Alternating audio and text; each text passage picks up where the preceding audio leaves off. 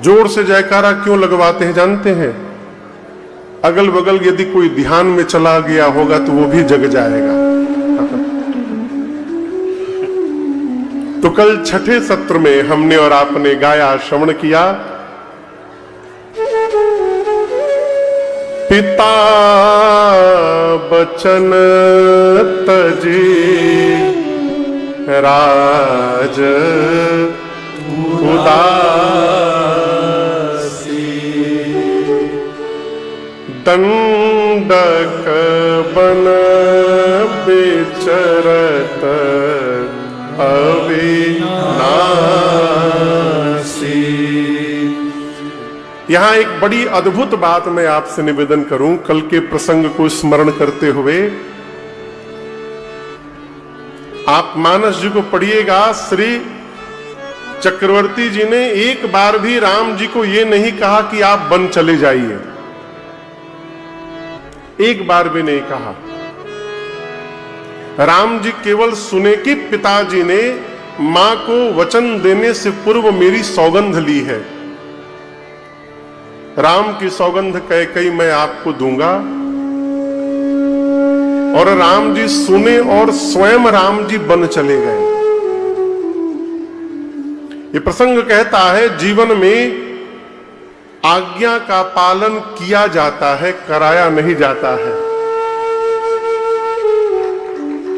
सामने वाले के भीतर यदि चेतना नहीं है तो आप डंडे की जोड़ पर आज्ञा का पालन नहीं करा सकते हैं। राम जी स्वयं बन गए हैं। और एक महापुरुष कह रहे थे, महाराज राम बन गए तब राम बन गए। यदि राम बन न जाते तो राम न बन पाते, राजकुमार ही रह जाते। भगवान बन गए, साथ में मां और लक्ष्मण भैया भी गए। किसी श्रोता ने आज से लगभग 3-4 साल पहले मेरे से प्रश्न किया कथा के बाद में कि महाराज जी वनवास राम जी का हुआ था, सीता जी क्यों चली गई? उनके लिए तो उचित था कि वो अयोध्या में रहती, चक्रवर्ती जी की माताओं की, सासू माताओं की सेवा करती। अपना सेवा कर्तव्य छोड़कर वो भी राम जी के साथ वन में चली गई। सामान्य दृष्टिकोण से ये प्रश्न सही भी है, परंतु मैं आपसे निवेदन करूं,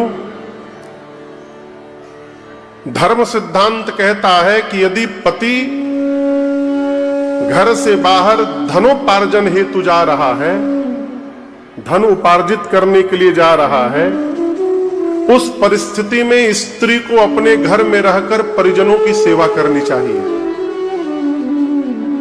परंतु यदि पति घर से बाहर तपस्या करने जा रहा है, तपने जा रहा है, उस परिस्थिति में पत्नी को भी अपने सुख का त्याग करके अब पति के साथ उस तप में सहभागी बनना चाहिए। इसलिए मेरी सीता मैया चली गई। यहां मैं निवेदन करूं, जीवन में कभी भी अपने से बड़े का कोई व्यवहार समझ में न आवे तो अपनी बुद्धि से प्रश्न नहीं लगाना चाहिए, प्रश्नवाचक चिन्ह, इन्होंने गलत किया, नहीं, ये अपराध होगा। बड़े की बात, बड़े का व्यवहार समझ में ना आवे तो ये मानना चाहिए कि अभी हम ये समझने लायक हुए नहीं हैं। अभी हमारी योग्यता, पात्रता, क्षमता इतनी नहीं है कि हम इस बात को, व्यवहार को समझ सके। भगवान बन चले, श्रृंगवेरपुर में निषाद राजगुह से मिले, केवट भैया से भगवान मिले। कल आपने कथा श्रवण की। चरणामृत पान करके केवट जी ने भगवान को गंगा के उस पार पहुंचाया। कई लोग इस प्रसंग में कहते हैं ना कि केवट जी ने राम जी से कहा कि प्रभु मैंने आपको इस पार लगाया, वो क्या है, ना नाई से ना नाई लेत, धोबी से ना धोबी लेत, हाँ ऐसे ही कुछ है, आप लोग भी सुने होंगे। तो हमने आपको पार लगाया, जब हम आपके यहां पहुंचेंगे तो आप भी हमको पार लगा दीजिएगा। आप लोग सुने हैं ये प्रसंग ना? हाथ उठा के बोलिए कौन कौन सुना है। अच्छा, सभी लोग सुने हैं, हमारे मुख से भी सुने हैं ना? हमारे मुख से कौन कौन सुना है? वाह, यहू में 10-20 लोग हाथ उठा दिए। और जबकि हम आज तक ही बोलबे नहीं किए हैं। ये सिद्धांत बिल्कुल गलत है। केवट लोग कहते, केवट कहते प्रभु मैंने आपको पार लगाया, जब मैं आपके यहां पहुंचूंगा तो आप मुझे पार लगाइएगा। आप पहले ये बताइए, जिसको राम जी का दर्शन प्राप्त हो गया उसको पार लगना बाकी है क्या अभी? जो साक्षात भगवत दर्शन कर लिया, जो भगवत चरणानुराग में लिप्त होकर चरणार विंद को पान कर लिया, वो क्या पार होना बाकी है? और दूसरी बात, केवट जी ने भगवान की सौगंध ली है, दशरथ जी की सौगंध ली है कि मैं कुछ नहीं लूंगा। यदि केवट जी ये बात बोल देंगे तो ये सौगंध झूठा हो जाएगा। इसलिए केवट जी ने ऐसी कोई बात नहीं कही। केवट तो जान ही रहे कि सब मुक्त हो गया है। पद पखारी जल पान करी आप सहित परिवार, अपने पान किए पूरे परिवारी जनों को पान कराए। तो केवल केवट जी स्वयं नहीं पार भय, अपने पूरे परिवार को, अपने पूरे पितरों को पार कर गए केवट भैया। इसलिए सिद्धांत कभी ना कहिएगा कि केवट जी ने ऐसा ऐसा राम जी से कहा। भगवान ने अपनी भक्ति देकर केवट जी को विदा किया है। एक एक पद है, आप लोग सुने होंगे, उसका उदाहरण यहां पर दर्शित होता है। प्रबल प्रेम के पाले पड़कर प्रभु को नियम बदलते देखा, अपना मान टले टल जाए पर जन का मान न टलते देखा। ये पद है, गीत है, महापुरुष गाते हैं। इसका अर्थ है कि परम प्रेम का जब दर्शन करते हैं राम जी, भक्त के प्रबल प्रेम में पड़ करके भगवान भक्त के लिए अपना सारा नियम तोड़ने को तैयार हो जाते हैं। इसका उदाहरण ये केवट जी का प्रसंग है। क्यों कह रहा हूं? राम जी का भक्ति देना ये राम जी का काम नहीं है। राम जी की भक्ति कौन देता है आपको पता है? भगवान शंकर देते हैं। कौन देता है? राम जी की भक्ति प्राप्त करनी हो तो शिव जी की शरण में आना पड़ेगा। राम जी स्वयं अपने मुख से कहते हैं, शंकर भजन बिना नर भगति न पावई मोह। राम जी कहते हैं, बिना शंकर जी का भजन किए मनुष्य मेरी भक्ति प्राप्त करने वाला नहीं है। तो केवट जी कौन शंकर जी का लिंग था विधिवत करी पूजा? केवट जी कौन शंकर जी का पूजन किए थे वो कि इनको राम जी की भक्ति मिल गई? ये क्या है? भक्त के प्रबल प्रेम का दर्शन करके राम जी ने अपना सारा नियम तोड़ दिया, और जो भक्ति शंकर जी का देने का काम था वो भक्ति राम जी स्वयं अपने हाथों से प्रदान किए केवट जी को। ये प्रेम का परिणाम है, प्रबल प्रेम का परिणाम। भगवान ने केवट जी को विदा किया। आगे चले तीर्थराज प्रयाग में श्री भरद्वाज जी के पास राम जी रात्रि में रुके हैं। आपको बताऊं, भरद्वाज जी ने यहां राम जी से बड़ी अद्भुत एक बात कही। राम जी पहुंचे तो भरद्वाज जी ने खूब स्वागत करके राम जी को बिठाया है। कंदमूल फल ला कर दिया राम जी को पाने के लिए। राम जी पा रहे हैं। भरद्वाज जी उनके सामने हाथ जोड़कर बैठ गए। राम जी बोले, कुछ कहना है क्या? भरद्वाज जी बोले, पहली बार कोई सुनने वाला मिला है। आज तक जो भी आता था प्रभु वो सुनाने में लगता था, पहली बार कोई सुनने वाला मिला है। आपसे नहीं कहेंगे तो किससे कहेंगे? राम जी बोले, कहिए क्या कहना है? भरद्वाज जी कहते, प्रभु आज सुफल तप तीरथ त्यागो, आज सुफल तप तीरथ त्यागो, सुफल जप जोग विरागो, आज सुफल जप जोग विरागो, सफल सकल शुभ साधन साजो, सफल सकल शुभ साधन साजो। कैसे? राम तुम ही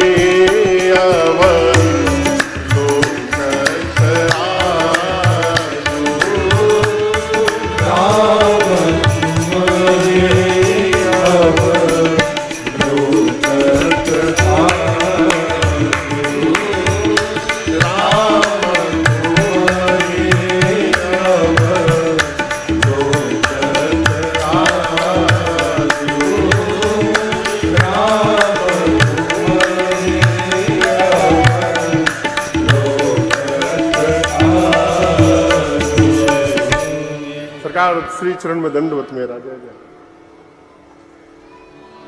एक बार करतल ध्वनि से अभिवादन करिए। कृत्य कृत्य हुआ स्वागतम जय जय। आना है श्री राम जय जय जय राम, श्री राम जय राम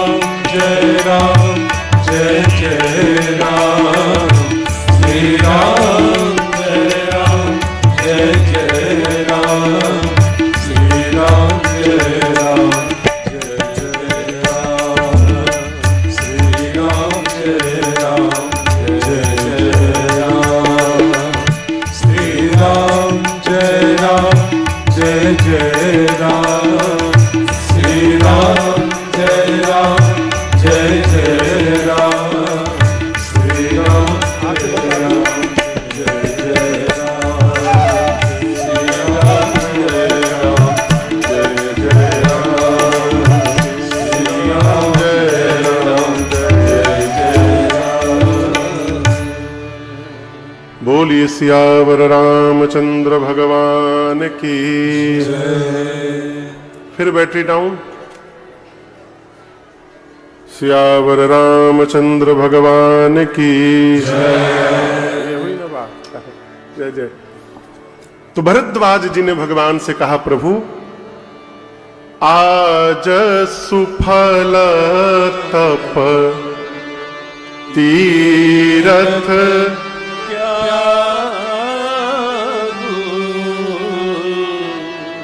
आज सुफल जप जोग विरागो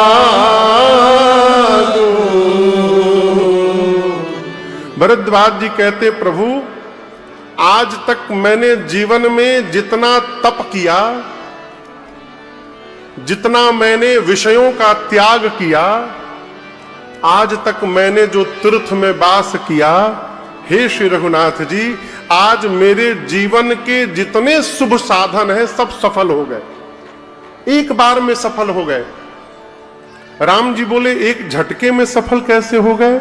भरद्वाज जी कहते, प्रभु राम तुम्हि अवलोकत आजो। प्रभु आज आपका दर्शन प्राप्त हो गया, मेरे जीवन के सभी साधन सफल हो गए। ये कथा कहती है, माई बाप जीवन में किए गए सत्कर्म, जीवन में किए गए शुभ साधन, शुभ साधन क्या? व्रत करना, जप करना, भगवान का पूजन करना, भगवान का स्मरण करना, दर्शन करना, ये जितने अलग अलग मार्ग है, इन सभी साधनों का फल क्या है? इन साधनों का फल है बिना प्रयास किए घर में बैठे यदि भगवत दर्शन प्राप्त हो रहा है, ये जीवन के किए गए साधन का परम फल है, यही लाभ है। अभी दर्शन करिए, मैं आपको उदाहरण दे रहा हूं। हम और आप यहां बैठे हैं, आज सप्तम दिवस में हमारे आपके मध्य प्रातः स्मरणीय परम पूज्य महामंडलेश्वर श्री राजेंद्रानंद सरस्वती जी महाराज राजगुरु मठ काशी से यहां पर उपस्थित हुए। सरकार दंडवत सरकार। साथ में साध्वी राधिका किशोरी जी श्रीधाम वृंदावन से यहां पर आई है। बहुत बहुत स्वागत आपका, जय जय। अब दर्शन करिए। न मुझे पता था न आपको पता था कि पूज्य चरण यहां पर आने वाले हैं। पता था क्या? हमको तो नहीं पता था, आपको भले पता हो। बिना किसी प्लानिंग के और यदि संत चरण का दर्शन प्राप्त हो रहा है, यही भगवत कृपा है और यही साधन का फल है। भरद्वाज जी कहते, प्रभु मेरे जीवन के जितने शुभ साधन हैं, आज सभी साधन सफल हो गए। कैसे सफल हो गए? राम तुम्हि अवलोकत यहां सरकार एक बड़ी अद्भुत बात। बाबू भरद्वाज जी कहते हैं कि मैंने साधन से जितना जमा किया था, उसके फलस्वरूप आज आपका दर्शन मुझे मिल गया। इसका मतलब मेरा जितना बैलेंस था अब सब जीरो हो गया। जो मैंने जमा किया था साधन करके, नाम जप करके, तीर्थवास करके, उसके परिणाम स्वरूप आपका दर्शन प्राप्त हुआ। अब तो मैं खाली हो गया ना। लेकिन प्रभु मुझे अब भी आपसे कुछ चाहिए, और जो चाहिए उसके बदले में आपको देने के लिए मेरे पास कुछ नहीं है। तो राम जी बोले, यदि आपके पास कुछ है नहीं तो मिलेगा कैसे? भरद्वाज जी बोले, प्रभु अब आप अपनी ओर से कृपा करके मुझे दे दीजिए। राम जी बोले, बोलिए क्या चाहिए? भरद्वाज जी कहते, प्रभु अब करी कृपा देहु बर एहु निज पद सरसिज सहज सनेहु निज पद सरसिज सहज सनेहु। श्री भरद्वाज जी ने राम जी से प्रेम की याचना की। कैसे प्रेम की? सहज प्रेम की। कैसे प्रेम की संजीव जी? सहज प्रेम। ये सहज प्रेम का है सरकार। प्रेम तो सुना था, ये सहज प्रेम क्या है? दर्शन करिए। हम यदि आपसे प्रश्न करें, आप खड़े हो जाइए। रोज हमको लाते ले जाते हैं, खड़े हो जाइए। हाँ, खड़े हो जाइए। सुबह जगने से लेकर अब तक आपने क्या किया है? बोलिए। हाँ? क्या बोल रहे हो? तो जोर से बोलिए, डरिए मत, हम फंसा थोड़ी रहे हैं आपको। मेरा सीधा प्रश्न है, सुबह आप जगे हैं, उसके बाद से आपने क्या किया अब तक?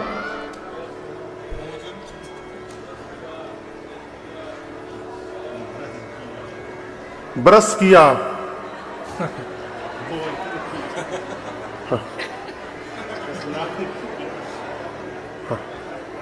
नहाया भी है? अच्छा, अच्छी बात, बैठ जाइए। आप संजीव जी, आप बताइए, आप जगने के बाद क्या किए?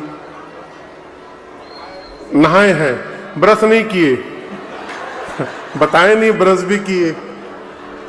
मैं यूं ही नहीं पूछ रहा हूं, सामान्यतः किसी भी पुरुष से, किसी भी व्यक्ति से आप ये प्रश्न करिए कि आप सुबह जगने के बाद अब तक क्या किए हैं, वो यही कहेगा ऑफिस गया था, दुकान गया था, यहां गया था, वहां आया था। कोई नहीं बोलेगा उठने के बाद हाथ रगड़ के ऐसे ऐसे किया हूं, बाथरूम में जाके पानी लेके मुंह धोया हूं, कोई नहीं बोलेगा। ब्रश किया हूं, नहाया हूं, कोई नहीं बोलेगा। क्यों? ये हमारे नित्य के कर्म है, हम इनको करते नहीं है मान कर कि कर्म कर रहे हैं, ये अपने आप होते रहता है, ये जीवन का सहज व्यवहार है। और आपको सीधा सीधा उदाहरण दूं तो आप में से कोई रात को सोते समय ये सोचता है कि अरे राम, सो जाएंगे तो रात में ससिया कौन लेगा सांस, कहीं हम सांस लेना भूल गए तो? कोई सोचता है? मनुष्य लड़ता रहे, खाता रहे, गाता रहे, कथा बांचता रहे, चलता रहे, सोता रहे, वो श्वास लेता रहता है। क्या ये श्वास लेते रहना ये जीव का सहज व्यवहार है? उसी प्रकार भरद्वाज जी कहते, प्रभु मैं आपके चरण में सहज प्रीति चाहता हूं, अर्थात मैं प्रेम करूं नहीं, प्रेम होता रहे दिन रात। जिस व्यवहार को करना पड़ेगा उस व्यवहार के छूटने का डर बना रहेगा। आप माला जप रहे हैं, कब तक जपिएगा? 1 घंटा, 2 घंटा, 4 घंटा, 5 घंटा, 10 घंटा, 24 घंटा, उसके बाद तो छूटेगा ही छूटेगा। जिस व्यवहार को करना पड़े उसके छूटने का डर रहेगा, और जिसको करना न पड़े, अपने आप होता रहे, उसके छूटने का भय नहीं रहता है, वो सर्वकाल होता रहता है। भरद्वाज जी कहते, मुझे सहज प्रेम चाहिए प्रभु, मैं आपको प्रेम करूं लेकिन मुझे पता न चले कि मैं आपको प्रेम करता हूं। ये सहज प्रेम है। क्यों? पता चल जाने के बाद अभिमान हो जाएगा। लोग कहते हैं कौन आपको मेरी तरह प्रेम करेगा, ये अभिमान है? भरद्वाज जी कहते, प्रभु निज पद सरसेज सहज स्नेह, इसके अलावा मुझे कुछ नहीं चाहिए। क्यों? क्योंकि कर्म बचन मन छाड़ी छल, जब लगी जनना तुम्हार, तब लगी सुख सपने हूं नहीं,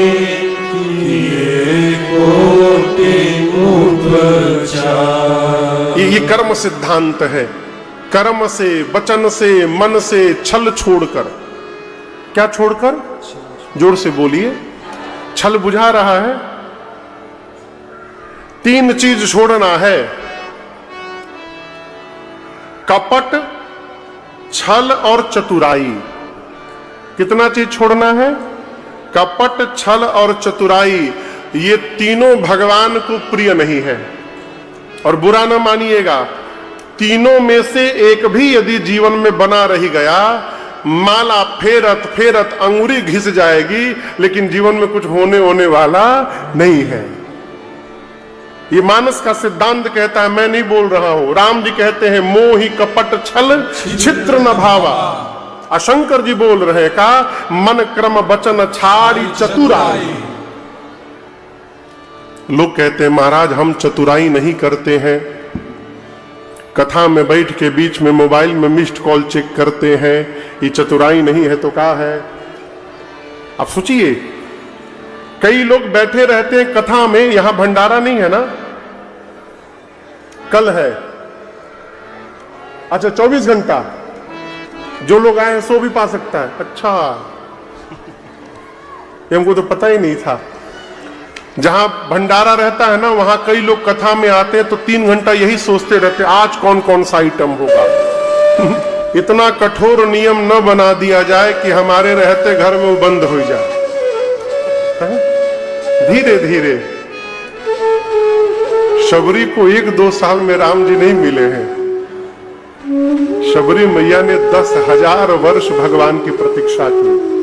10,000 वर्ष। इसलिए साधक कहता है, अरे भजन धीरे धीरे तब तो मिल जाएगा ये सजन, धीरे धीरे जो करते रहो। श्री भरद्वाज जी कहते, प्रभु कर्म से, वचन से, मन से छल छोड़कर जीव जब तक आपका नहीं होगा, किसका होगा? बोलिए, आपका। यहां एक बड़ी समस्या है।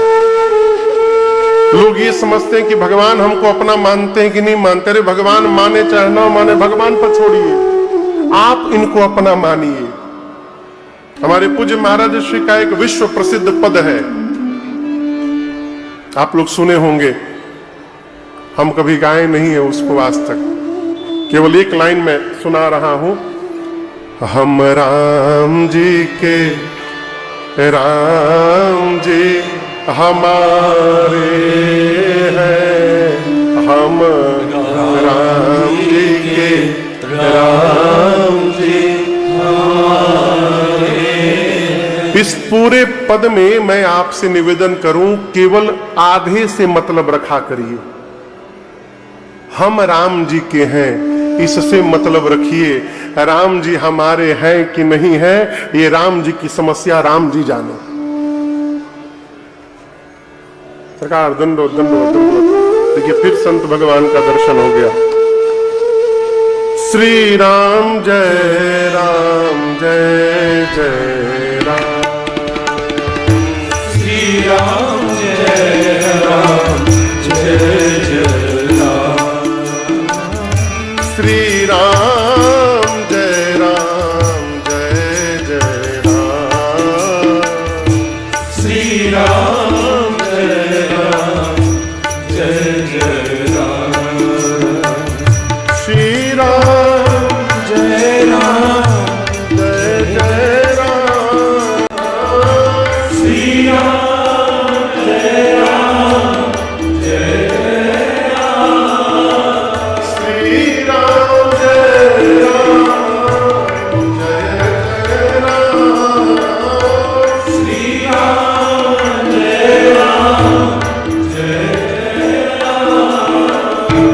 जय श्री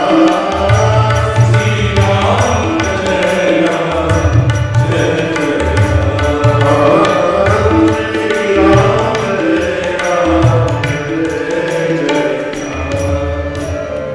बोलिए संत भगवान की। जोर से बोलिए, मेरे बोलने के बाद बोलिए।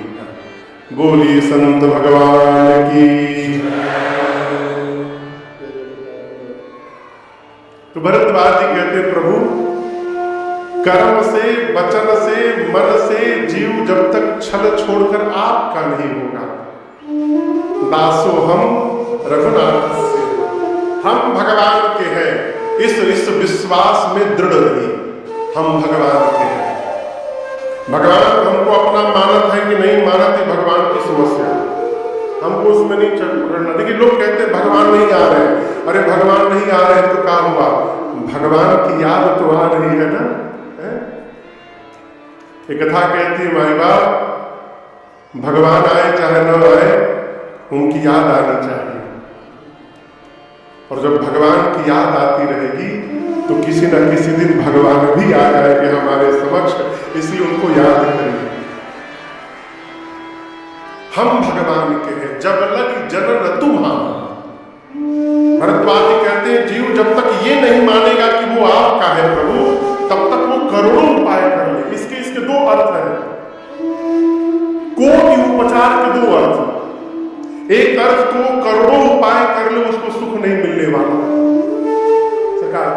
एक विशेष अर्थ है कोटि पचार। भगवान की पूजा की सबसे छोटी विधि है पंचोपचार, 5 प्रकार से, धूप दीप नैवेद्य आरती स्तुति। इसके बाद आगे बढ़िए और सामर्थ्य है तो षोडशोपचार 16 प्रकार से, और सामर्थ्य है शतोपचार 100 प्रकार से, और आगे बढ़िए सहस्त्रोपचार। इसी प्रकार बढ़ते बढ़ते कोटिपचार।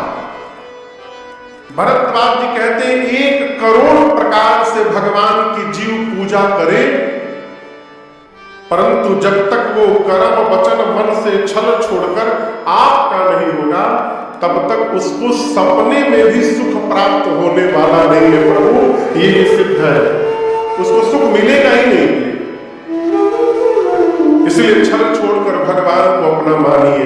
हम भगवान के रात्रि में राम जी भरद्वाज जी के आश्रम में विश्राम करते हैं। प्रातः काल उनसे पूछते हैं राम जी कि हम किस मार्ग पर जाएं। अच्छा, हम आपसे यदि प्रश्न करें कि संजीव जी हम किस रास्ते पर जाएं, आप हमको क्या बताएं?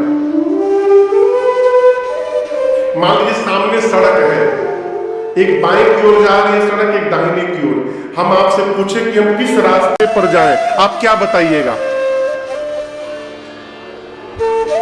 हाँ, क्या बोल रहे हो?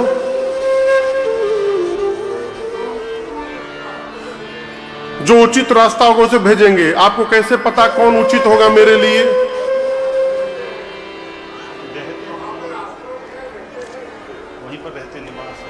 वहीं पर निवास है। ना ना ना ना, हम कुछ और पूछ रहे हैं। हम आपसे पूछ रहे हैं कि सामने यदि सड़क हो पंडाल के सामने, और हम आप पूरी पंडाल से पूछ रहे हैं सभी लोगों से कि हम किधर जाएं, बाएं की दाएं, आप क्या बोलिएगा? कोई उत्तर नहीं दे पाएगा। क्यों? जब तक आपको ये नहीं पता होगा कि हमको जाना कहां है, आप क्या बताइएगा? आपको जब तक ये नहीं पता होगा कि हमको ओरछा जाना है कि हमको खजुराहो जाना है, आप क्या बताइएगा कि हम किधर जाएं, दाएं जाएं कि बाएं जाएं? राम जी भरद्वाज जी से ये नहीं बताए कि कहां जाना है। क्या पूछा? नाथ कहिया हम के ही मार्ग जाहि। हे प्रभु बताइए हम किस रास्ते पर जाएं? भरद्वाज जी फंस गए। क्या बताएं? तो भरद्वाज जी बीच का रास्ता निकाले। कहे प्रभु आपके लिए तो सभी रास्ते सुगम है, आप जिस रास्ते पे जाइएगा अच्छा रहेगा। लेकिन हम आपसे कहे प्रभु हम 4 शिष्यों को बुलाते हैं, ये आपका मार्गदर्शन करेंगे। भरद्वाज जी बुलाए 4 शिष्यों को, आ गए 50 शिष्य। कितने आ गए? 50। और मजे की बात देखिए, किसी को नहीं पता कि राम जी को कहां जाना है, लेकिन सभी शिष्य बोल रहे हैं हम रास्ता देखे हैं, हम रास्ता जानते हैं। ये 50 शिष्य कौन थे? गिनते जाइए। वेद कितने हैं? वेद 4। हर वेद के एक एक उपवेद हैं। 4 4 18 पुराण। कितने हो गए? 18 8 26। हर पुराण के एक उप पुराण। 26 18 44 और 6 शास्त्र। कितने हो गए? 50। भरद्वाज जी ने 4 शिष्यों को बुलाया, यही 50 शिष्य का रूप धारण करके चले आए। लेकिन इनमें से जो 4 वेदस्वरूप बटुक थे, वेदस्वरूप, उन 4 शिष्यों को भरद्वाज जी ने आगे बुलाया और बुलाकर कहा कि आप चारों मिलकर राम जी का मार्गदर्शन करिए। और भरद्वाज जी 4 शिष्यों के द्वारा राम जी को अपने गुरुदेव भगवान वाल्मीकि जी के आश्रम की ओर भेज दिए। आप दर्शन करिए। भरद्वाज जी भी, भरत भैया भी भरद्वाज जी के पास रुकेंगे आने वाले प्रसंग में। आज या कल हम श्रवण करेंगे। तो भरत जी को भरद्वाज जी ने चित्रकूट की ओर भेजा। लेकिन राम जी को चित्रकूट की ओर नहीं भेजा, राम जी को अपने गुरु जी वाल्मीकि ऋषि की ओर भेजा। ये कथा कहती है, व्यवहार की बात मैं निवेदन करूं, जीवन में कोई महत्वपूर्ण व्यक्तित्व यदि आवे तो उनका यथा योग्य अभिवादन करके और अपने श्रेष्ठ से उनको मिलवाना चाहिए, ये मर्यादा कहती है।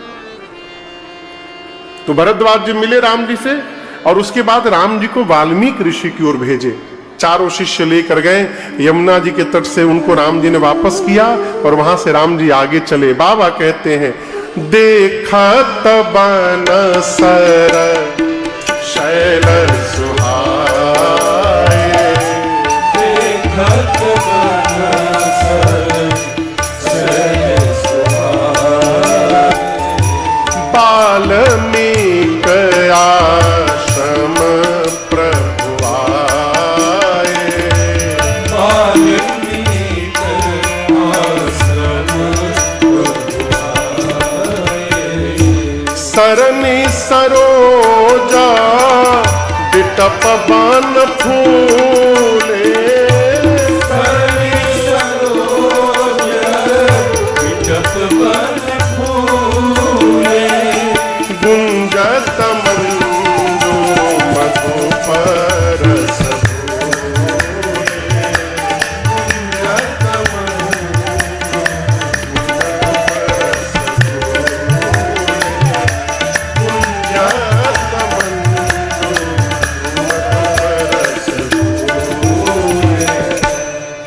राम जी चलते चलते आगे आगे, राम जी पीछे मैया, उनके पीछे लक्ष्मण भैया, भगवान श्री वाल्मीकि ऋषि के आश्रम में पहुंचे।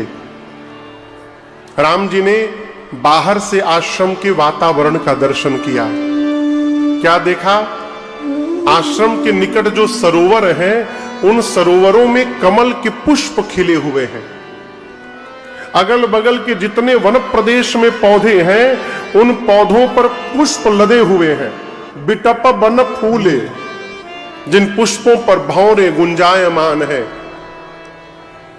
तालाब में पशु पक्षी आपसी विद्रोह का त्याग करके, बैर भाव का त्याग करके और एक साथ विरोधाभास रखने वाले जीव एक साथ प्रेम से जलपान करते हैं। विरहित बैर मुदित मन चरहि। ये बैर क्यों समाप्त हो गया जानते हैं? भजन का प्रभाव है। भजन, मैं आपको उदाहरण दे रहा हूं। ये किसका परिवार है? जोर से बोलिए। शंकर भगवान का। सरकार, जितना विरोधाभास इस परिवार में है, आपको कहीं दर्शन करने को नहीं मिलेगा। आप दर्शन करिए, पार्वती जी मां भगवान शिव के वामांग में विराजमान है। यशांके च विभाति भूधर सुता देवा पगा मस्तके। वाम भाग में मां भवानी विराजमान है और गंगा जी को शंकर जी कपारे पर बैठाए हैं। आप सोच रहे हैं, बगल में मां पार्वती बैठी हैं और सिर पर मां गंगा विराजमान है शंकर जी के। कितना बड़ा बवाल है वो। शंकर जी के गले में सांप है और कार्तिकेय जी किस पर चलते हैं? मोर पर। मोर और सांप एक साथ रह रहे हैं घर में। आप दर्शन करिए, नीचे मोर है, बाबा के गले में सांप है। मोर के सामने सांप है लेकिन मोर उसको छू भी नहीं रहा है। गणपति भगवान किस पर चलते हैं? मूसक पर। सांप के आगे सामने चूहा फुदुक रहा है लेकिन सांप उसको छू भी नहीं रहा है। बड़े आदमी के घर में ना कार पार्किंग एरिया होता है। कैलाश में भी पार्किंग एरिया बाबा बना के रखे हैं। वहां पर बाबा की और मैया की सवारी पार्क होती है। आप सोचिए, एक ही जगह पर नंदी और सिंह दोनों बंधे हैं लेकिन सिंह नंदी की ओर देख भी नहीं रहा है। इतना विरोधाभास होने के बाद भी ये पूरा परिवार आनंद में रहता है। जानते हैं क्यों? इसका कारण है इज मंगल भावनाया मंगल हारे, मंगल भावनाया मंगल हारे, उमा सहित देहि जप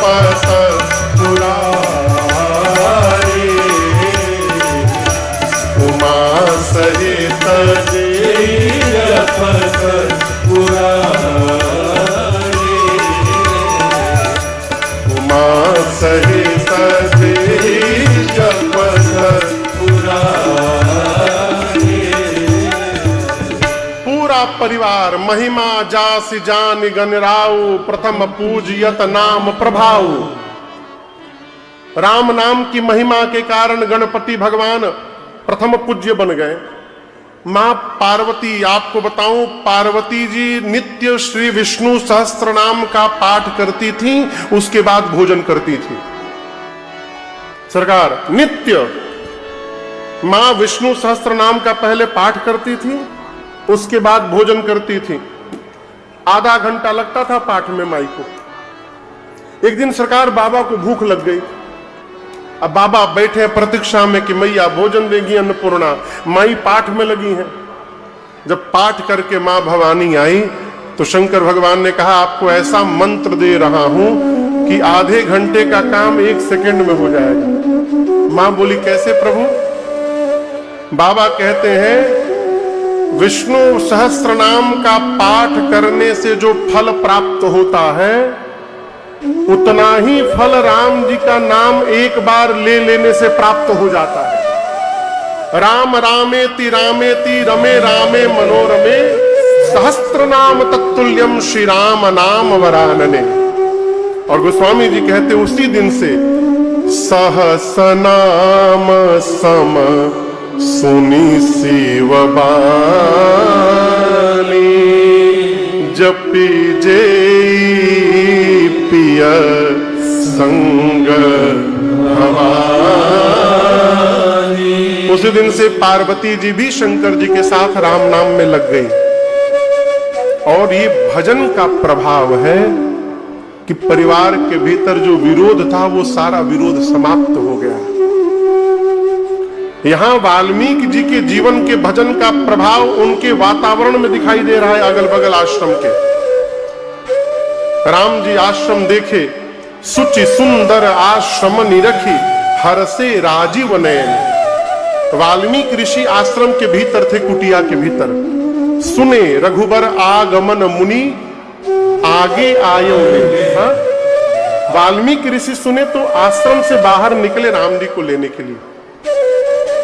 उधर से आश्रम की कुटिया से वाल्मीकि ऋषि चले, इधर से राम जी जा रहे हैं। राम जी ने देखा वाल्मीकि ऋषि को। राम जी लक्ष्मण भैया के साथ दौड़कर मुनि कहूँ राम दंडवत की मुनि कहूँ राम दंडवत की आशीर्वाद विप्रवर दीना आशीर्वाद विप्रवर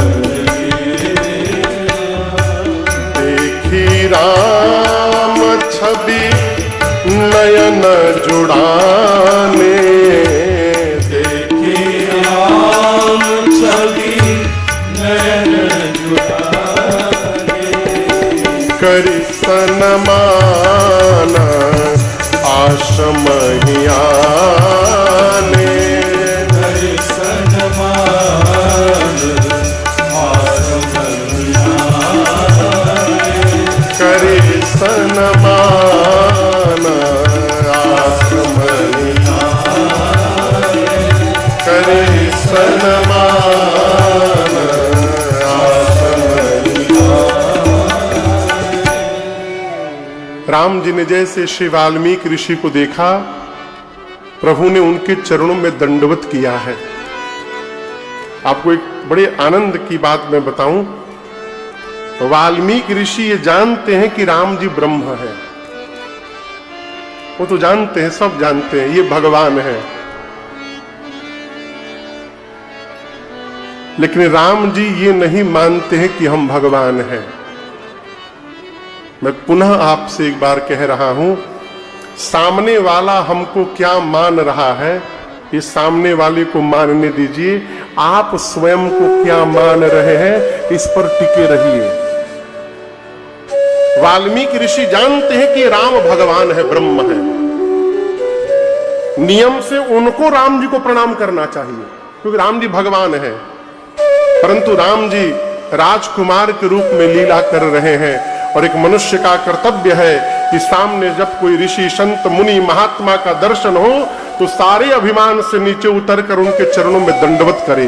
इसलिए राम जी ने वाल्मीकि ऋषि को दंडवत किया और जैसे राम जी ने दंडवत किया, वाल्मीकि ऋषि अन्य मुनियों के साथ मिलकर आशीर्वाद विप्रवर, मुनियों ने राम जी को आशीर्वाद दिया। जीवन में हमेशा बच्चों को ये सिखाइए, आशीर्वाद दिया नहीं जाता है, आशीर्वाद लिया जाता है। हमारा आचरण ऐसा हो कि हमारा श्रेष्ठ हमको आशीर्वाद देने के लिए विवश हो जाए, न चाहते हुए भी देना पड़े आशीर्वाद। कहो, राम जी को आशीर्वाद मिला, वाल्मीकि ऋषि सम्मान करके आश्रम में ले गए, बिठाए दिव्य आसन पर, कंदमूल लाकर दिए, सिय सौमित्र राम फल खाए। उसके बाद राम जी थोड़ी देर विश्राम किए। बाबू, थोड़ी देर विश्राम करने के बाद श्री राम जी और श्री वाल्मीकि ऋषि एकांत में जाकर के बैठे कुछ चर्चा करने के लिए। दोनों लोग बैठे। वाल्मीकि ऋषि बोले कि राम जी, आप वन में क्या करने आए हैं? राम जी बोले, मुनिवर आप पूछ रहे हैं, आप तो त्रिकालदर्शी हैं, आप सब जानते हैं, उसके बाद भी आप मेरे से पूछ रहे हैं। वाल्मीकि ऋषि ने कहा कि राम जी, जानता तो हूं, परंतु मैं आपका भाव जानना चाहता हूं कि इस पूरे प्रकरण को आप किस रूप में देख रहे हैं। क्यों वाल्मीकि जी पूछ रहे, पता है संजीव जी, कोई भी व्यक्ति यदि 10 मिनट लगातार बोल दे ना, 10 मिनट, तो उसके भीतर जो चलता रहता है वो बाहर प्रकट हो जाता है, वो छिपा नहीं सकता। हमारे महाराज श्री कहते हैं, बाबू, मनुष्य के जीवन में उसकी भाषा उसके चित्त की खेती है। जैसा चित्त होगा वैसी भाषा उसके मुख से प्रकट होगी। और इस बात को हमेशा याद रखिएगा, जब हम बोलते हैं समाज में तो हम नहीं बोलते, हमारे परिवार का संस्कार बोलता है? हमारे पूर्वजों का संस्कार बोलता है। वाल्मीकि ऋषि बोले, राम, मैं आपके मुख से सुनना चाहता हूं, आपके वन में आने का क्या कारण है? राम जी बोले, 1-2 कारण नहीं है, कई कारण है। बोले, 2-3 हमको भी बताइए।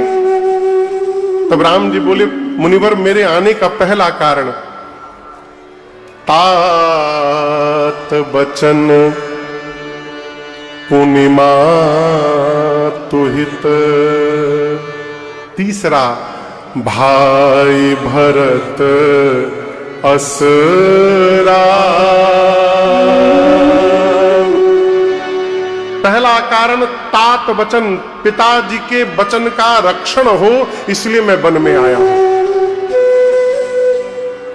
दूसरा कारण, मेरे मां की कल्पना पूरी हो जाए, मेरी मां की कल्पना, मां का हित करने के लिए वन में आया हूं। तीसरा कारण, मैं तो पहले से बड़ा हूं भाइयों में, राजा बनकर मेरा छोटा भाई भरत भी बड़ा बन जाए, इसलिए मैं वन में आया हूं अपने भरत को बड़ा बनाने के लिए। अयोध्या की प्रजा को भरत जैसा राजा प्राप्त हो जाए, इसलिए वन में आया हूं। देखिए ना, मेरी मां ने सबका भला कर दिया। वाल्मीकि जी बोले, आपके पिताजी का वचन पूरा हो गया, उनका भला हुआ। आपकी मां की कल्पना पूरी हो गई, उनका भला हुआ। भरत जी राजा बन जाएंगे, उनका भला हुआ। अयोध्या को भरत जैसा राजा मिल गया, उनका भला हुआ। सबका भला तो हुआ राम, आपका क्या हुआ? आप तो बन बन भटक रहे हैं। राम जी बोले, मुनिवर, जितना बड़ा लाभ मुझे मिला है, इतना तो किसी को नहीं मिला। वाल्मीकि ऋषि पूछे, वो कैसे? राम जी बोले, मुनिवर यदि मैं वन में न आता तो आप जैसे महापुरुषों के श्री चरण का दर्शन कैसे प्राप्त कर पाता, ये मेरा परम सौभाग्य है। मो कहूं दरस तुम्हार प्रभु, सबमम पुण्य प्रभाव। मुनिवर, मेरे जीवन के सारे कर्म आज सफल हो गए, आपके चरण का दर्शन मिला। अब मैं आपसे पूछना चाहता हूं, ऐसा कोई स्थान मेरे लिए बताइए जहां मैं कुटिया बना करके कुछ दिन वास कर सकूं। लेकिन एक निवेदन है आपसे, मेरे रहने के लिए ऐसा स्थान बताइएगा जहां पर मेरे रहने से किसी ऋषि मुनि को कष्ट न हो। राम जी ऐसा क्यों पूछे?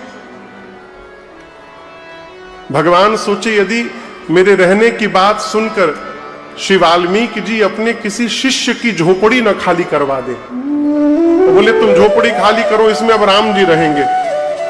तो सरकार गुरु जी के कहने से चेला खाली तो कर देगा, लेकिन मन ही मन बोलेगा कि न जाने कहां से आ गए, हमारे घर पर कब्जा जमा के बैठ गए हैं। यादव जी कहां बैठे? यादव जी जिनके यहां रुके हुए हैं हम, हाँ सामने है। यादव जी के नए घर में हम आके ठाकुर जी के साथ सरकार रुके हैं। यदि मान लीजिए हम 21 तारीख के बाद जाने का नाम न ले, आपको टेंशन होगा कि नहीं होगा? हाँ होगा ना? हाँ। बोल रहे महाराज होगा, मैंने 2-3 दिन भी बर्दाश्त नहीं करिएगा?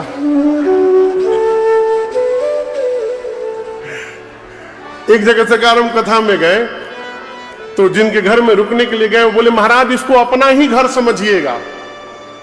तो पीछे से एक आदमी बोला 9 दिन तक। बोले अपना ही घर समझिएगा, पीछे से किसी ने कहा 9 दिन तक, केवल 10वें दिन न समझिएगा।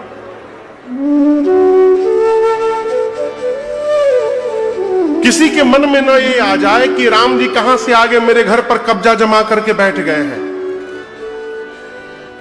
इसलिए राम जी ने कहा मुनिवर ऐसा स्थान बताइएगा जहां मेरे रहने से किसी को कष्ट न पहुंचे। वाल्मीकि ऋषि सुने तो बोले साधु वचन, साधु वचन। आप ऐसा नहीं कहेंगे तो कौन कहेगा राघव, लेकिन आपके रहने से कष्ट होगा। मैं आपको नहीं जानता हूं, आप कौन है? राम जी बोले आप मुझे जानते हैं? वाल्मीकि जी बोले आपको ही नहीं, सीता जी और लक्ष्मण जी को भी जानता हूं, आप तीनों को जानता हूं, आप कौन है? राम जी बोले कौन है? वाल्मीकि ऋषि रघुनाथ जी का परिचय देते हैं। श्रुति से तु पालक राम तुम जगदीश माया जान के।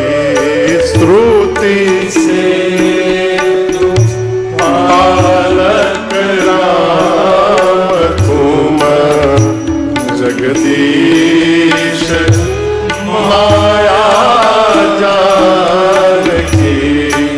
जो सृजते जग पालते भरते रुख पाए कृपा निधान के। जो सृजते जग पालते भरते रुख पाए कृपा निधान के। जो साहस शीस अहि समहि धरु लखन सचराचर धनी। जो साहस शीस अहि समहि धरु लखन सचराचर धनी। सुर काज धरि नर राज तन चले चलन खलनि सी चरनी। सुर काज धरि नर राज तन चले चलन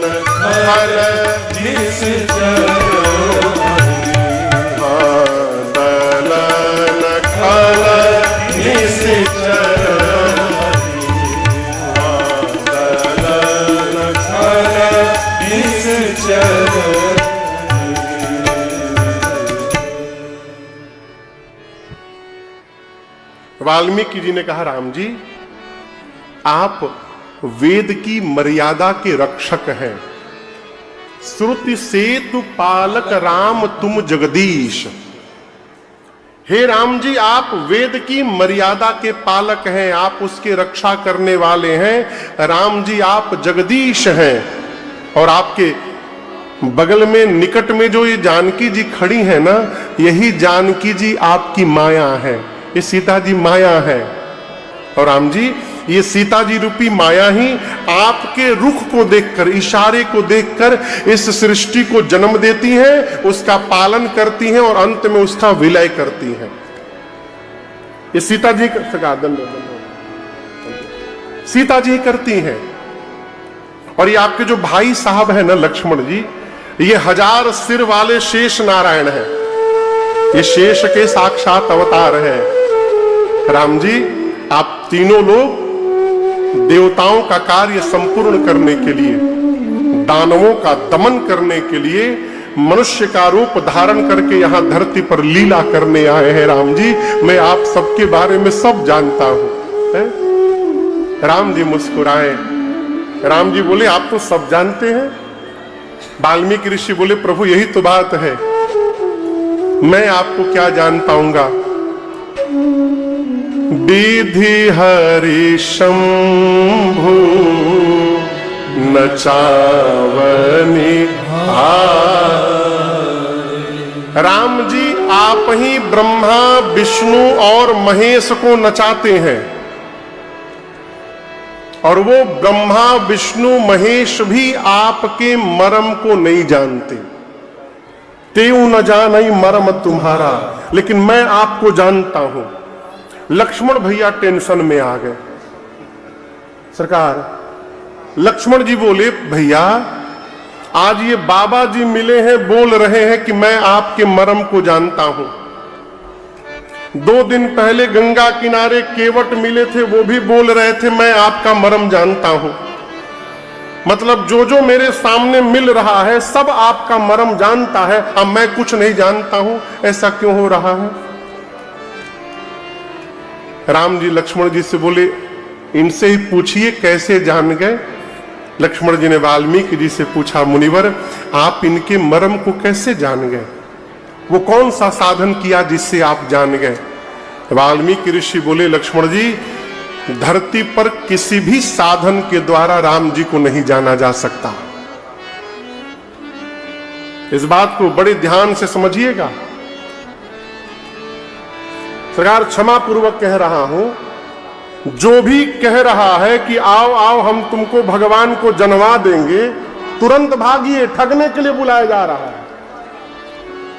क्योंकि किसी भी साधन से वाल्मीकि ऋषि कहते हैं राम जी को जाना नहीं जा सकता। लक्ष्मण जी बोले आप कैसे जान गए, जब न माला जप के, न पढ़ के, न तपस्या करके, न ध्यान करके किसी भी प्रकार भगवान को जाना नहीं जा सकता वाल्मीकि जी, तो आप कैसे जान गए। वाल्मीकि जी बोले उसी तरह जैसे केवट जान गए थे। लक्ष्मण जी बोले आप सीधा सीधा बताइए, हम समझ नहीं पा रहे हैं। वाल्मीकि जी ने कहा लक्ष्मण जी राम जी को वही जान सकता है जिसको राम जी स्वयं अपने बारे में जनवा देंगे, ऐसे कोई राम जी को जानने वाला नहीं है। भगवान को कौन जानेगा, चौपाई का दर्शन करिए। सोई जानाई जेहि देहु जनाए, सोई जानाई जेहि देहु जनाए, और जानत तुम ही तुमाए होए,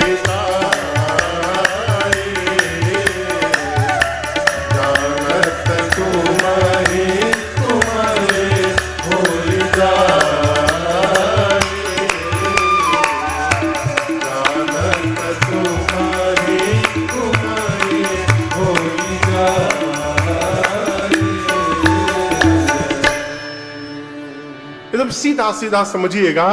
भगवान को वही जान सकता है जिसको भगवान स्वयं अपने विषय में जनवाना चाहे। ऐसे हम किसी भी साधन से भगवान को जानने वाले नहीं है, है? भगवान किसको जनवाएंगे माई बाप? जो भगवान की मर्यादा के अनुकूल रहेगा, जो भगवान के संविधान के अनुकूल रहेगा, वो भगवान को जान पाएगा। इसलिए मैं तो कहता हूं, भगवान को जानने का प्रयास न करिए, भगवान को मानने का प्रयास करिए। सरकार, हम लोग जब पढ़ते थे ना, तो गणित में, मैथ में जिस प्रश्न का उत्तर नहीं मालूम रहता था, पहले मान लेते थे। माना संख्या x है, पहले मान लेते थे, और मान करके उसको जब सॉल्व करते थे तो अंत में पता चल जाता था कि x की वैल्यू क्या है। उसी प्रकार भगवान को मान लीजिए, मान करके व्यवहार में उतरिएगा ना, तो एक दिन भगवत कृपा से जान भी जाइएगा कि भगवान क्या है। मानिए, मन से मानिए। देखिए, जीवन स्वरूप में भगवान दिख रहे हैं, यदि मन में भगवान नहीं है तो स्वरूप से कुछ नहीं होने वाला। मेरा एक पद है, एक शब्द है नमन। नमन भजन में मिलेगा मेरा राम केवल। भजन मतलब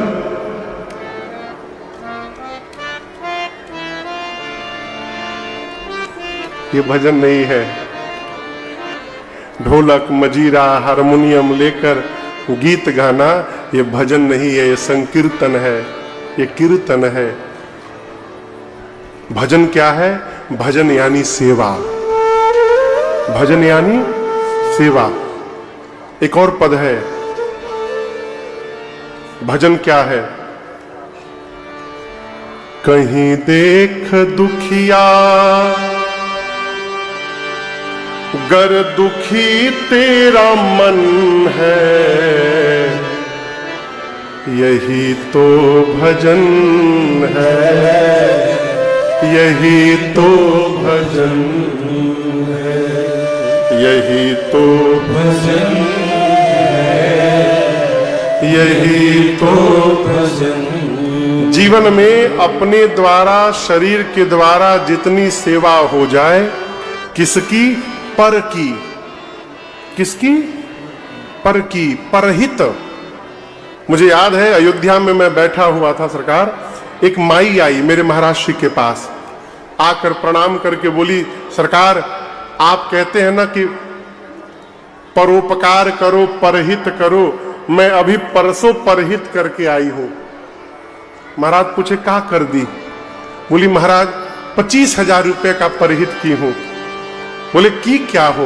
बोली एक बढ़िया फ्रिज खरीद कर अपनी बेटी को दे करके आई हूं। महाराज जी बहुत डांटे हो उसको। बोली ये परहित है, बेटी को दे रही हो, ये परहित थोड़ी है। परहित यानी उसका हित करिए जिसको ना आप जानते हैं ना जो आपको जानता है। इस प्रकार के किसी पर के लिए यदि आपने हित किया तो ये परहित कहलाता है। और राम जी कहते मनुष्य जो परहित करता है उसके लिए संसार में कुछ भी दुर्लभ नहीं है। यही सेवा है, यही भजन है। भगवान को मानिए। वाल्मीकि ऋषि ने पूछा, राम जी आप पूछ रहे हैं मैं कहां रहूं? मैं पूछता हूं आप कहां नहीं है। पूछे हूं मोहि की रहाऊं कहां, मैं पूछत सकुचा, जहां न हो तह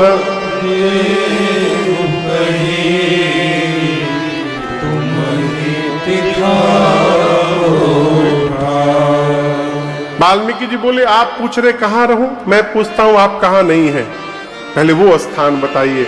राम जी मुस्कुराए।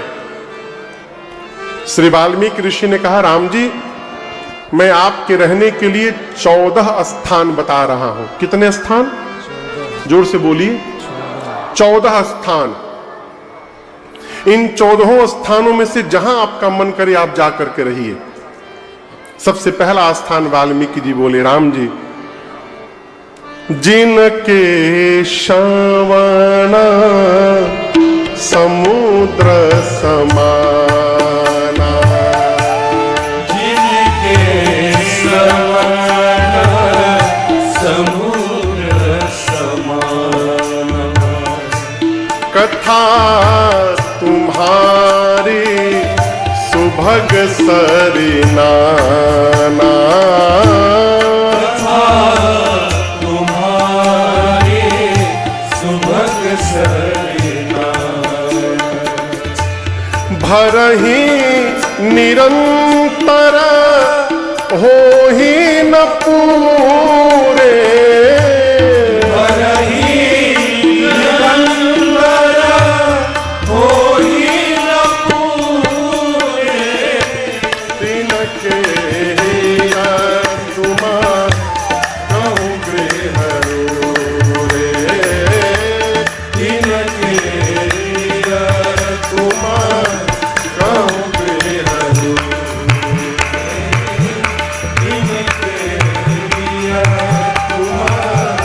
कहूँ गृह श्री वाल्मीकि जी ने कहा, प्रभु जिस मनुष्य के कान का स्वभाव समुद्र जैसा हो जाए, इसका क्या मतलब? अच्छा ये बताइए, नदी कहां निकलती है? नदी कहां से निकलती है? बहुत कठिन प्रश्न पूछ दिए का। हाँ, कहां से? कहां से? पहाड़ से। कहां से निकलती है? जोर से बोलिए। कहां तक जाती है? समुद्र तक। अच्छा आप बताओ, कभी किसी ने, समुद्र ने नदी को इनविटेशन दिया कि तुम आ जाओ हमारे पास आ जाओ? बुलाया नहीं। नदियां दिन रात समुद्र में जाकर समुद्र में मिलती हैं, लेकिन आज तक कभी समुद्र ने यह नहीं कहा कि बस अब नो एंट्री है, मैं भर गया, अब आप मत आइए। समुद्र मना किया? नहीं मना किया।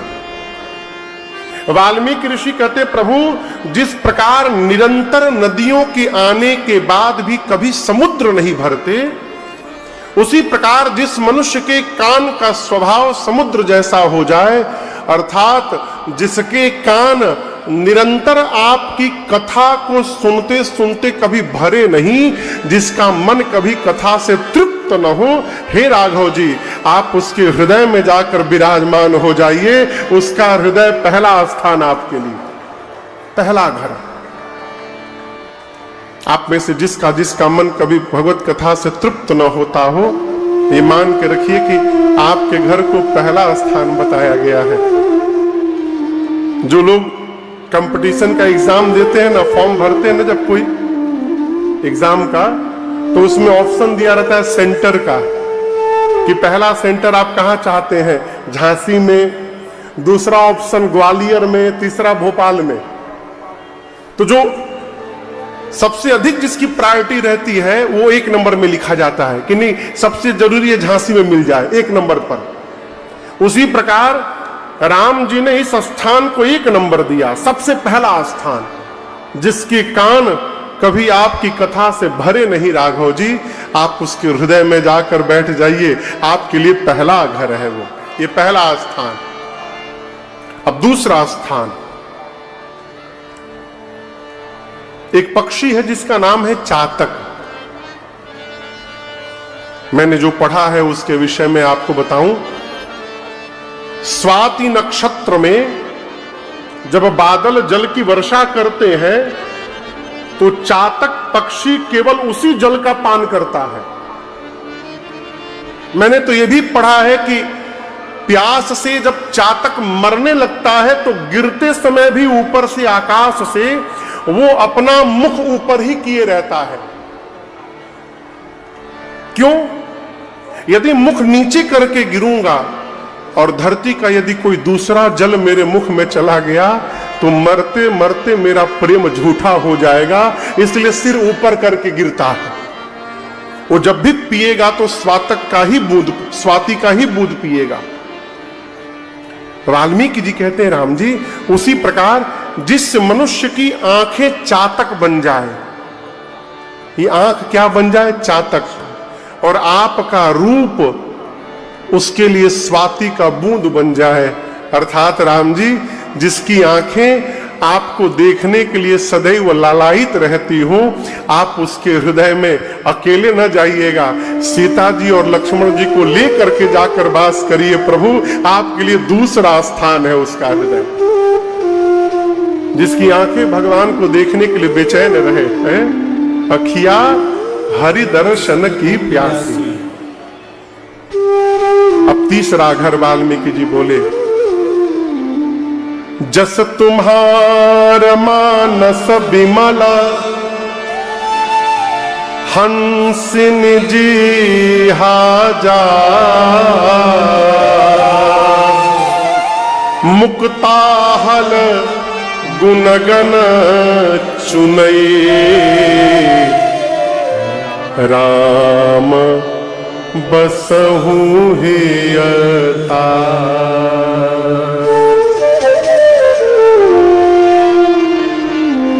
आप लोग मान सरोवर का नाम सुने हैं? कहां है? उत्तर प्रदेश में ना? अच्छा नहीं, उत्तर प्रदेश नहीं है। कहां है? चीन में है। कहां है? चाइना में पड़त है। हाँ। कैलाश के बगल में मान सरोवर। अब समझ में आया? हाँ। ठाकुर जी की कृपा रही तो 2027 में हम लोग कथा करेंगे वहां। रचना बन रही है कैलाश में 9 दिन की कथा की, आगे बाबा है। तो वो मान सरोवर है, ये मानस सरोवर है, दोनों सरोवर है। वो कौन सा सरोवर है? मान सरोवर। ये मानस सरोवर है। वहां जाइएगा तो हंस मिलेंगे, और यहां देखिए यहां संत मिलेंगे। इस सरोवर में आइएगा तो संतों का दर्शन होगा। इधर बैठे, इधर जहां देखिएगा वहीं संत दिखाई पड़ेंगे। मान सरोवर में लोग क्या करने जाते हैं? नहाने के लिए। यहां भी लोग नहाने ही आए हैं। वहां जो नहाते हैं उनके शरीर का मैल साफ होता है, यहां जो नहाते हैं उसके मन का मैल साफ हो जाता है। ये मानस सरोवर है। वहां नहाते समय लोग सावधान रहते कहीं डूब ही न जाएं, और यहां पर लोग डूबने के लिए ही आते हैं। क्यों? वहां जो डूबता है वो मर जाता है, यहां जो डूबता है वो तर जाता है। ये मानस सरोवर की महिमा है। गोस्वामी वाल्मीकि जी कहते, प्रभु आपका चरित्र, आपकी कथा मान सरोवर है। जश तुम्हार मानस बिमला। और उस कथा रूपी मान सरोवर में जिस भक्त की जिह्वा हंसनी बनकर हंसिनी जी जास मुक्ताहल गुणगन चुनई राम बसहु हियता। हे राम जी, जिस मनुष्य की जिह्वा आपके कथा रूपी सरोवर में से नाम गुण रूपी मोती का चयन करती हो, आप उसके हृदय में जाकर के बस जाइए। आपके लिए तीसरा घर। सीधा सीधा कहें तो जिसकी जिह्वा भगवत नाम का उच्चारण करती है दिन रात, उसके हृदय में भगवान सर्वकाल वास करते हैं। इसलिए जैसे भी हो, आप खाते रहिए, सोते रहिए, चलते रहिए, लड़ते रहिए, झगड़ते रहिए, भगवत नाम को लेते रहिए।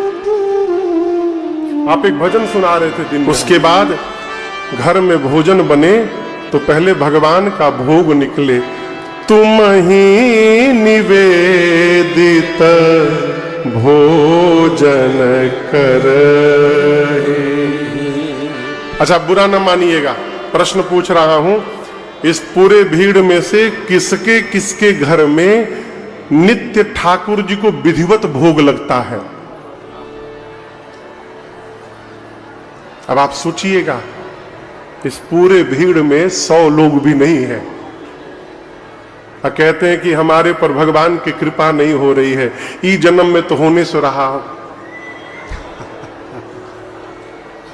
भोग लगाते भी हैं तो लोग क्या लगाते हैं? लाची दाना, बताशा, वो बताशा के भीतर चींटी भरा पड़ा हुआ है, कटिंग काजू। सरकार बाजार का जितना सड़ा हुआ काजू है वो सब काट के छोटा बना दिया जाता है। कटिंग काजू का है, पूजा में प्रयोग होगा। पूजा में अपने खाएंगे बड़का काजू, भगवान खाएंगे कटिंग काजू सड़ा हुआ।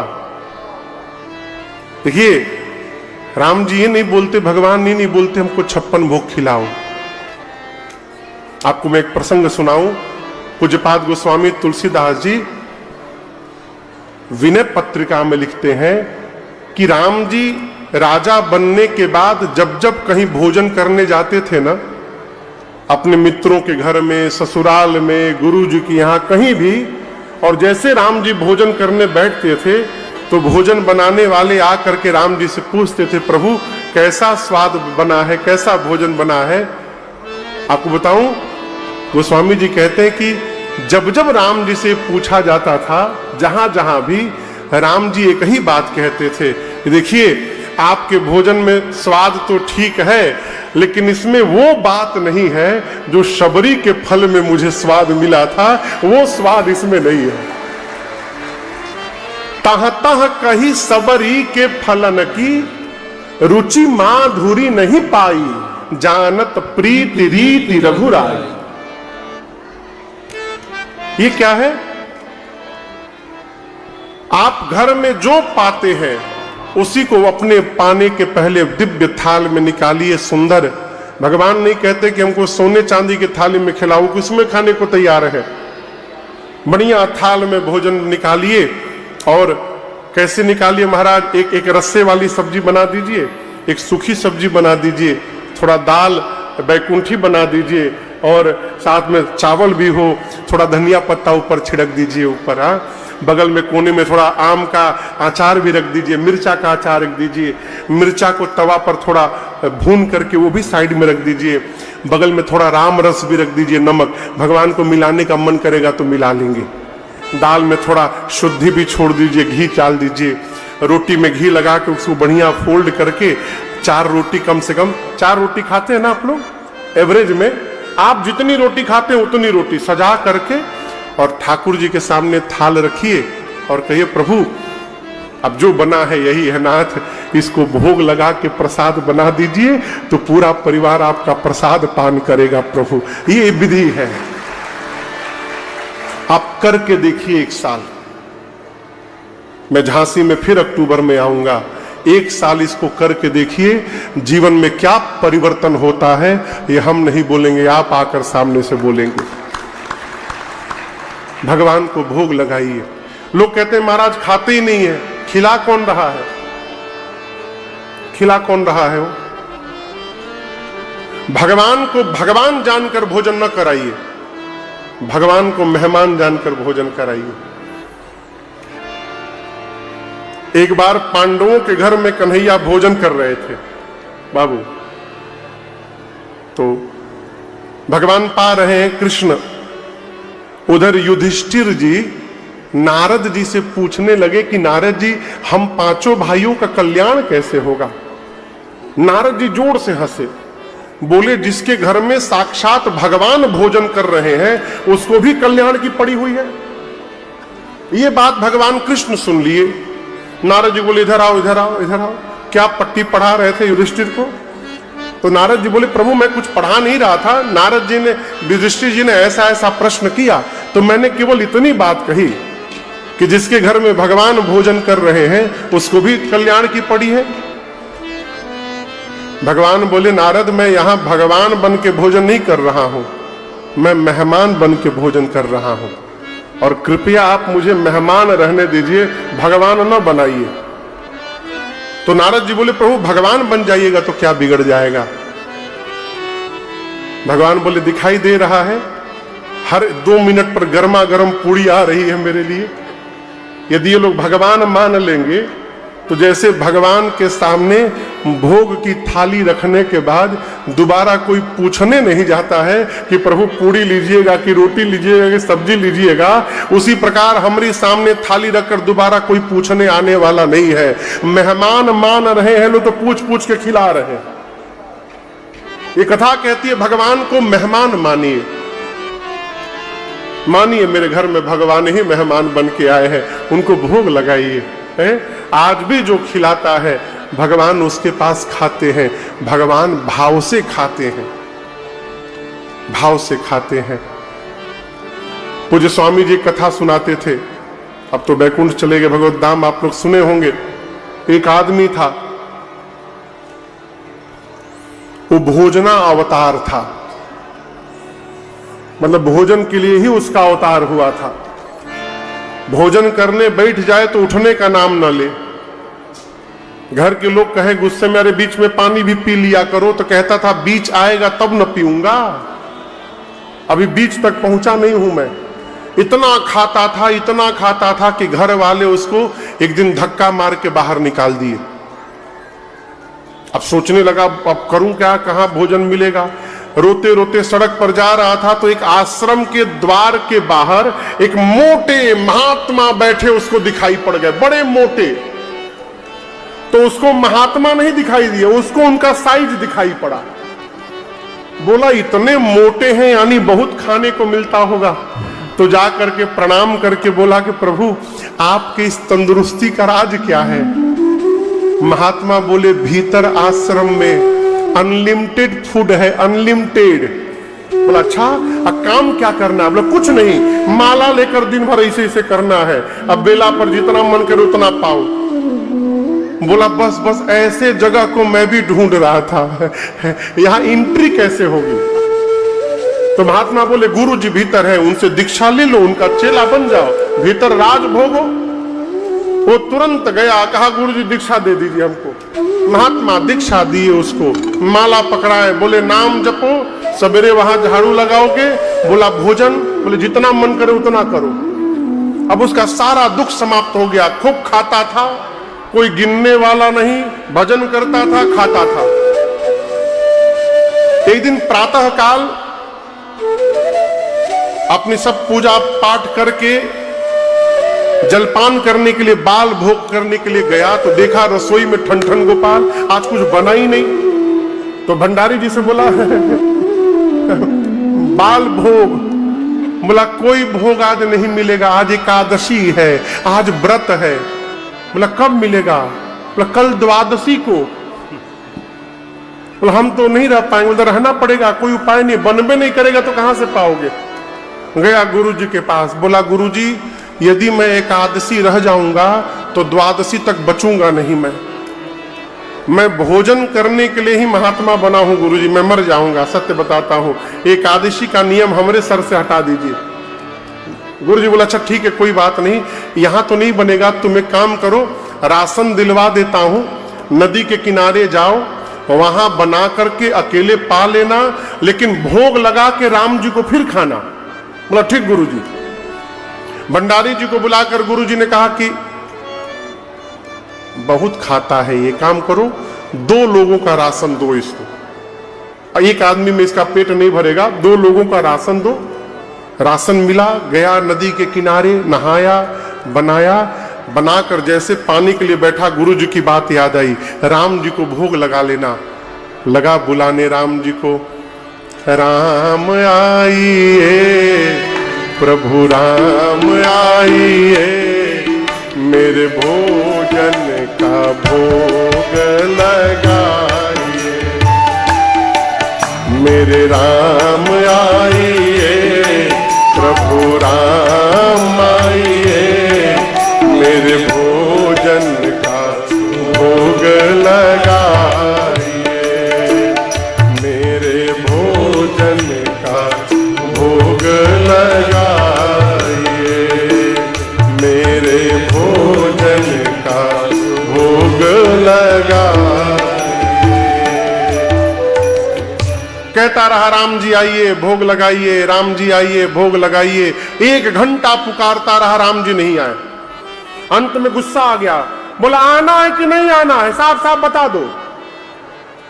इस चक्कर में हो गया कि आश्रम में मिलेगा तो आश्रम में ठन गोपाल है, मैं खुदे भाग के यहां पर आया हूं, आना है तो आओ नहीं तो मैं खा लूंगा। जैसे गुस्साया, सामने उसके साक्षात राम जी प्रकट हो गए। लेकिन केवल राम जी नहीं प्रकट भय, श्री सीता जी भी प्रकट हो गई, सीताराम जी जुगल सगार दोनों प्रकट हो गए। आप लोग तो खुशी में ताली बजा दिए,